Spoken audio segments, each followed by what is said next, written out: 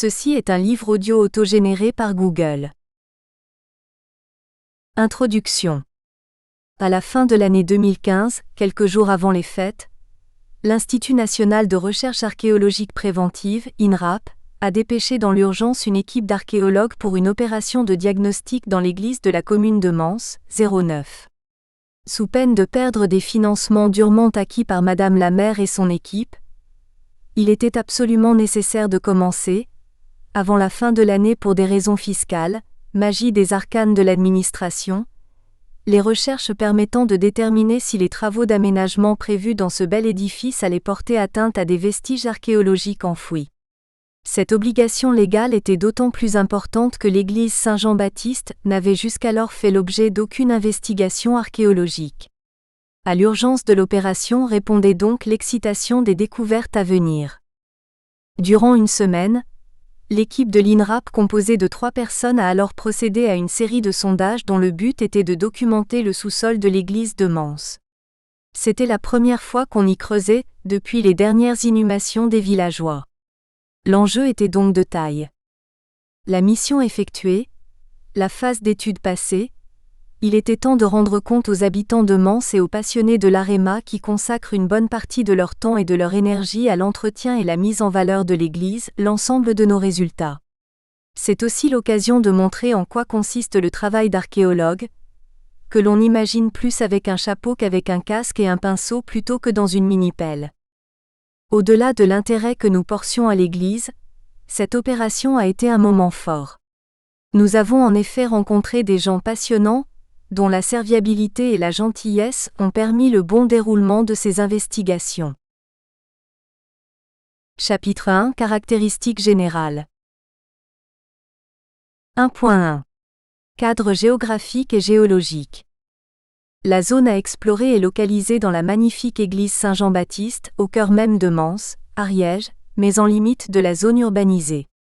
Cette commune se situe à quelques kilomètres de Mirepoix, dans la petite vallée du ruisseau des Bessous, barrée au nord par l'immense forêt de la Bélène et largement ouverte, au sud, vers la rivière de l'Hers. Le secteur d'étude se situe donc dans l'avant-pays pyrénéen, dont le relief est constitué de dépôts molassiques massifs. Selon la carte géologique du BRGM, feuille de Mirepoix au 1/50 millième, l'église Saint-Jean-Baptiste se situe, au niveau du substrat, à cheval sur des colluvions et des dépôts de pente quaternaire, ainsi que des bancs de calcaire et poudingue du Stampion inférieur. Aucun problème de reconnaissance sédimentaire particulier de la part des archéologues n'a été rencontré. 1.2 Contexte archéologique. Depuis longtemps, des découvertes ont été attestées sur le territoire de la commune de Mans. En partie synthétisées dans la carte archéologique de la Gaule consacrée au département de l'Ariège, Sable-et-Rolle, 1996, elles sont souvent imprécises, voire sujettes à caution. Aucune découverte ne concerne toutefois à proprement parler les origines du village, ou l'histoire de l'église Saint-Jean-Baptiste. Notons toutefois que le secteur de la moyenne vallée de l'Hers, compris entre la ville de Mirepoix et la plaine de l'Ariège, a bénéficié de nombreuses recherches depuis la fin du XIXe siècle. Elles rendent compte de la richesse archéologique de cette zone du Piémont ariégeois. Pour s'en convaincre, il suffit aujourd'hui de visiter le musée municipal des Amis de Val, où sont déposés notamment tous les objets recueillis par l'abbé Durand, infatigable prospecteur à qui on signalait également toutes les découvertes fortuites. Comment passer sous silence également la nécropole de Tabariane? D'autant plus qu'elle fait écho à l'une des découvertes les plus importantes de Mans, située au-dessus du lieu-dit Les Vergnes. En 1900, les ouvriers à l'œuvre mettent au jour une sépulture qui livre 2 agrafes en bronze étamé qualifiées de visigothiques. Une petite agrafe, de forme triangulaire, sans bossette et ornée d'un 8 gravé et une agrafe double à plaque et contre-plaque rectangulaire. Cette dernière serait comparable à celle ayant été trouvée dans la nécropole de Tabariane. Avant nos recherches dans l'église, la création du centre d'enfouissement de Berbiac, sur le territoire de la commune, avait déjà été à l'origine d'opérations d'archéologie préventive. La première avait mis en évidence les traces d'une occupation plus ancienne que le village de Mans, datée du néolithique, ainsi que des tessons de céramique du Moyen Âge et un four à chaux d'époque indéterminée. Plus récemment, Sur l'emprise du deuxième casier d'enfouissement du même site, les archéologues de l'INRAP ont décelé la présence diffuse d'une occupation protohistorique, qui n'a toutefois pas pu être caractérisée ni circonscrite. A également été identifiée une batterie de 17 aménagements interprétés comme des fours à chaux, même si aucune matière première, calcaire, ne se trouvait à proximité. La présence d'un sédiment charbonneux conservé à la base d'un four a permis une datation radiochronologique C14.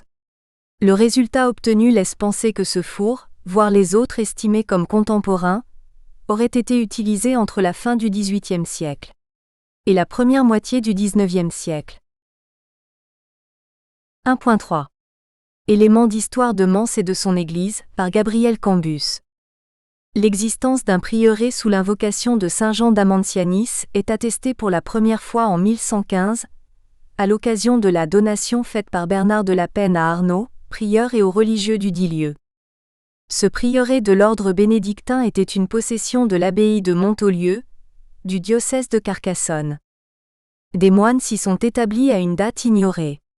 C'est vraisemblablement à eux que nous devons l'édification de l'église romane à 3 absides, avec transept et portail à chapiteaux sculptés. Cette architecture monastique, à transept, est unique sur le territoire de l'Ariège du Nord-Est. À la fin du XIIe siècle, le prieuré conventuel est réduit en prieuré simple par l'abbé de Montaulieu. Un religieux de l'abbaye prend donc le titre de prieur de Mans, et un vicaire perpétuel est institué par l'évêque de Toulouse. Les biens du prieuré sont affermés. Prise sur la dîme recueillie par l'abbaye, une congrue est versée au vicaire perpétuel et ce jusqu'à la Révolution.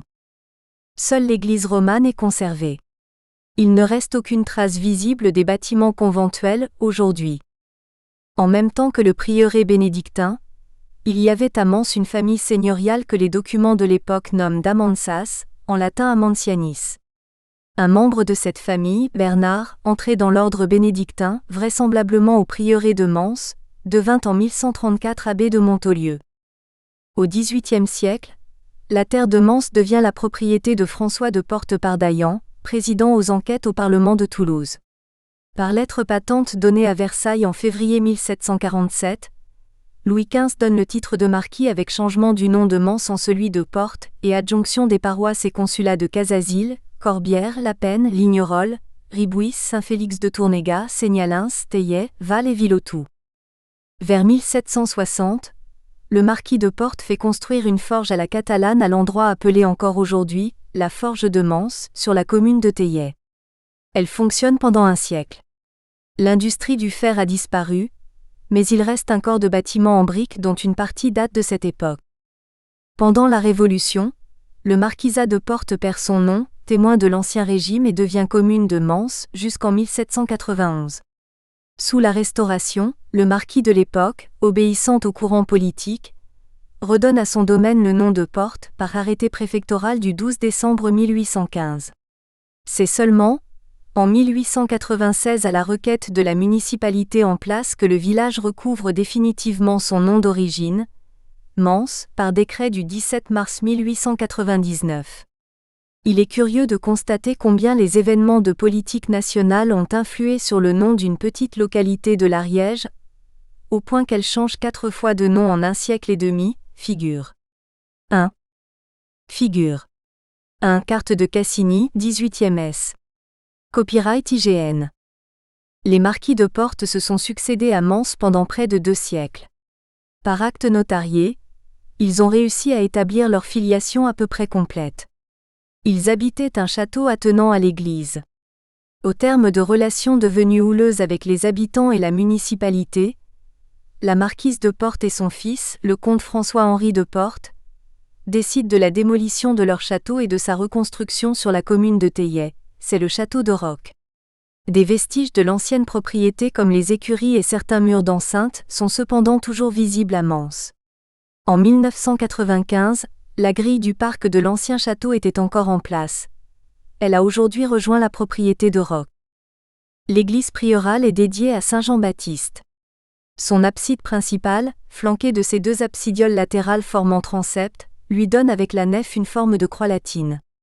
Sur la façade sud, le beau portail a été restauré récemment dans le respect de l'art roman, figure 2.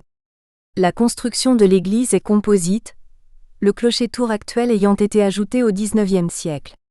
Figure 3. Un grand vitrail y est remarquable, œuvre du maître verrier Ferdinand Huchet, réalisé en 1894 à la fabrique du Carmel du Mans. Figure 4. Nous espérons que vous avez apprécié cet aperçu. Pour continuer à écouter ce livre audio sur Google Play Livres, utilisez le lien dans la description de la vidéo.